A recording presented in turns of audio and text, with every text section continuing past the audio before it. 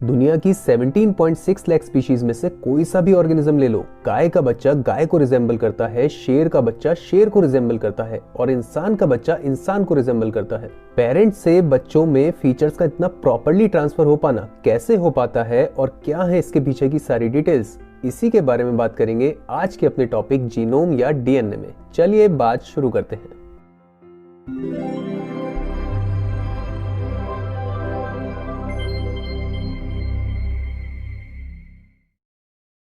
बात शुरू करें तो बात ये इंटरेस्टिंग एक और लेवल पे हो जाती है। जब भी कोई एक ऑर्गेनिज्म इस दुनिया में आता है तो उसका जो स्टार्टिंग पॉइंट होता है वो एक सिंगल सेल्ड ऑर्गेनिज्म से होता है।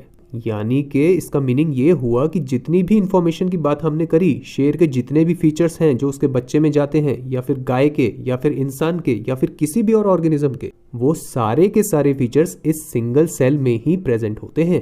1, 2, 10 या 15 फीचर्स की बात नहीं हो रही है यहाँ पे।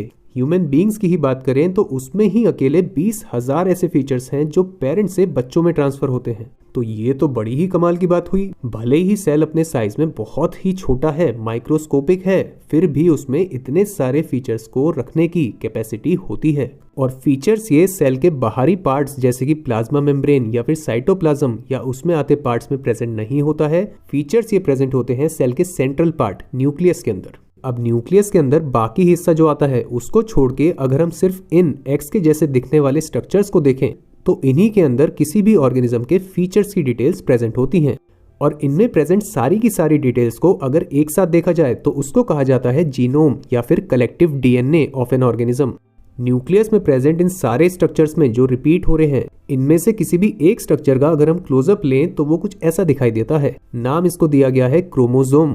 क्रोमोसोम पेयर्स के लोकेशन की बात करें तो ये किसी भी ऑर्गेनिज्म के सारे ही सेल्स में प्रेजेंट होते हैं और सभी सेल्स में इनकी कॉपीज प्रेजेंट होती हैं। और शेप की बात करें तो ये थ्रेड लाइक स्ट्रक्चर्स यानी कि धागे के जैसे दिखने वाले स्ट्रक्चर्स होते हैं। और वहीं पे किसी एक सेल में इसकी क्वांटिटी की बात करें तो ये होते हैं टोटल 46 इन नंबर, या फिर हम ये भी कह सकते हैं कि ये 23 पेयर्स में एग्जिस्ट करते हैं जिनको कहा जाता है क्रोमोसोम पेयर्स। यहाँ पे सिंप्लिसिटी के लिए तो भले ही सारे क्रोमोसोम्स सेम शेप और साइज के दिखाए गए हैं, लेकिन इनका साइज अलग अलग होता है। ये एक्चुअल में कुछ ऐसे दिखाई देते हैं। यहाँ पे आप देख सकते हैं क्लियरली कि जोड़े या फिर क्रोमोसोम पेयर्स किस तरह से एग्जिस्ट करते हैं। अब जब कभी भी कोई एक ऑर्गेनिज्म बनेगा तो उसका जो पहला सेल होगा उसमें जो 46 क्रोमोसोम्स आएंगे उसमें से 23 क्रोमोसोम्स तो आते हैं फादर से और दूसरे 23 क्रोमोसोम्स आते हैं मदर से। और इस तरह से एक ऑर्गेनिज्म की बॉडी में जो सारे के सारे फीचर्स आते हैं उनका एक कंप्लीट सेट बन जाता है। इन क्रोमोसोम्स के फंक्शन की बात करें तो वो तो हम ऑलरेडी कर भी चुके हैं। These basically carry genetic information of large number of different characteristics present in an organism. और यहाँ पे अलग अलग क्रोमोसोम्स में अलग अलग बॉडी पार्ट्स की डिटेल होंगी। किसी में आईज की डिटेल्स होंगी, किसी में ईयर्स की, किसी में लेग्स की, या फिर किसी में बॉडी के इंटरनल पार्ट्स जैसे कि हार्ट, ब्रेन, इन सब की डिटेल्स होंगी, क्योंकि वो पार्ट्स भी डिफरेंट ऑर्गेनिजम्स में डिफरेंट होते हैं। तो इस तरह से आप सोच सकते हो कि इनके अंदर कितनी सारी डिटेल प्रेजेंट होती है। ये तो बात हो गई क्रोमोसोम्स की, लेकिन बात यहाँ पे सिर्फ 46 क्रोमोसोम्स तक लिमिटेड नहीं रहती है, क्योंकि ह्यूमन बॉडी के अंदर टोटल फीचर्स हैं 20,000। तो आगे भी इसको और समझना जरूरी है। तो क्रोमोसोम के किसी भी एक पोर्शन को अगर हम फिर से जूम आउट करके देखें तो आता है कुछ ऐसा दिखता पार्ट। नाम इसका होता है जीन। अब ये फाइनली वो पोर्शन है क्रोमोसोम का जो एक ऑर्गेनिज्म के किसी एक पर्टिकुलर कैरेक्टरिस्टिक को शो करता है। यानी कि अलग अलग जीन्स में अलग अलग कैरेक्टरिस्टिक शो होंगे, जैसे कि किसी में आई कलर शो होगा, किसी में हेयर कलर, या फिर किसी में हार्ट का स्ट्रक्चर, किसी में लंग्स का स्ट्रक्चर, और ऐसे ही बॉडी में आते अलग अलग फीचर्स। जो कि एक बात ये भी है कि अलग अलग ऑर्गेनिज्म के जीन्स डिफरेंट होंगे, जैसे कि इंसान के हार्ट का स्ट्रक्चर डिफरेंट होगा शेर के हार्ट से, या फिर हाथी की जो आंखें हैं वो गोट की आंखों से डिफरेंट होंगी। भले ही दोनों ऑर्गेनिजम्स में आईज होंगी, लेकिन उनका जो शेप और साइज है वो डिफरेंट होगा। ये उन ऑर्गेनिजम्स की अपनी अपनी जो जीन्स की वैल्यूज हैं उसमें स्टोर्ड होगा। जीन्स के काम की बात करें तो ये भी क्रोमोसोम से सिमिलर ही हैं, ये भी इंफॉर्मेशन ही स्टोर करते हैं। डिफरेंस बस ये है कि एक समय पे एक जीन सिर्फ एक ही कैरेक्टरिस्टिक की इंफॉर्मेशन स्टोर करता है, जबकि क्रोमोसोम्स में एक ऑर्गेनिज्म के सारे फीचर्स की बात हो रही होती है।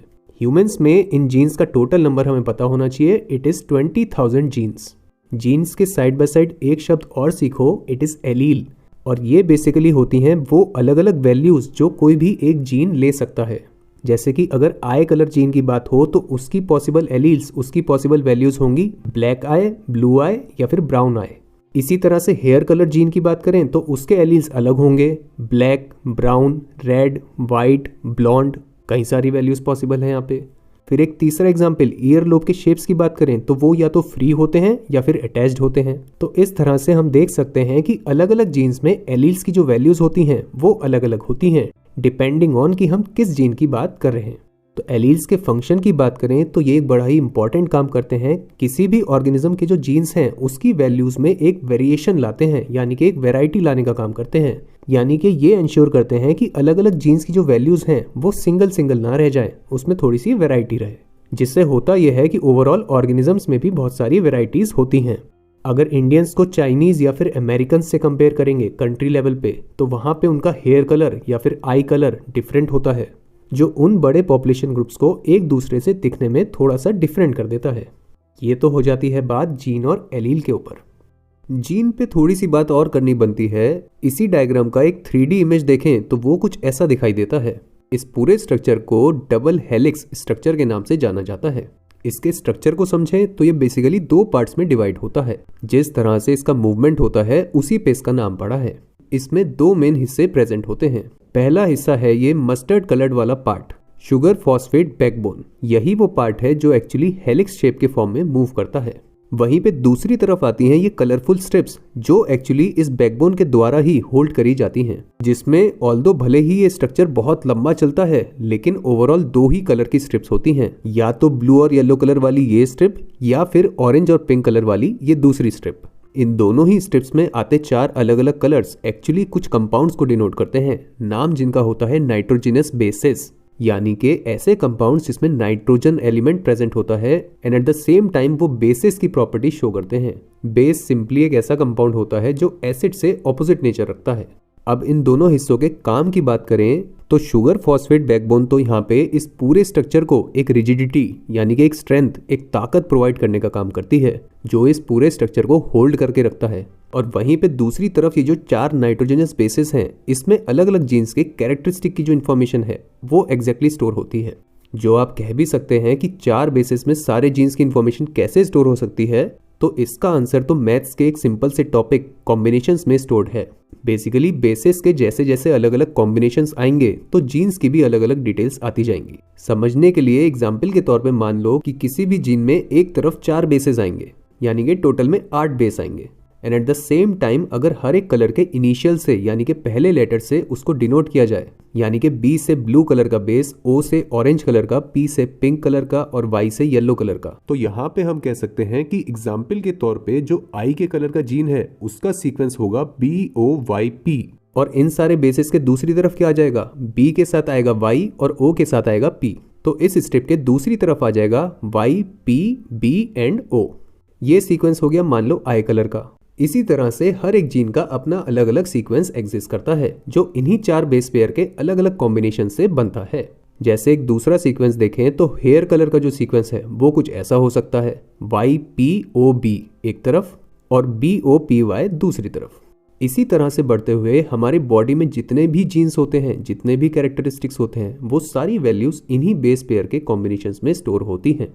टॉपिक पे बात तो ऑलमोस्ट कंप्लीट हो चुकी है। अब एंड में एक इंटरेस्टिंग चीज करते हैं। अगर हम जीन के सीक्वेंस को एक साथ देखना चाहें कि लेंथ में कैसा लगता है, तो हम एक के बाद एक जीन को इस तरह से कंबाइन करके देख सकते हैं। काफी मजेदार दिखता है ये। इसी के साथ हो जाती है बात हमारी कंप्लीट जीनोम या फिर DNA टॉपिक के ऊपर। टॉपिक को आप बाद में रिवाइज कर सकें उसके लिए आप ये टॉपिक रिवीजन शीट यूज कर सकते हैं, और अगर आप टॉपिक पे खुद को टेस्ट करना चाहते हैं तो आप ये वाली टॉपिक क्वेश्चन शीट यूज कर सकते हैं। एंड लास्टली इस टॉपिक के बाद आने वाले नेक्स्ट टॉपिक का लिंक है ये, इसको आप अभी स्टार्ट करते हैं तो बीच में एक ब्रेक जरूर ले लें। मिलते हैं अगले टॉपिक में।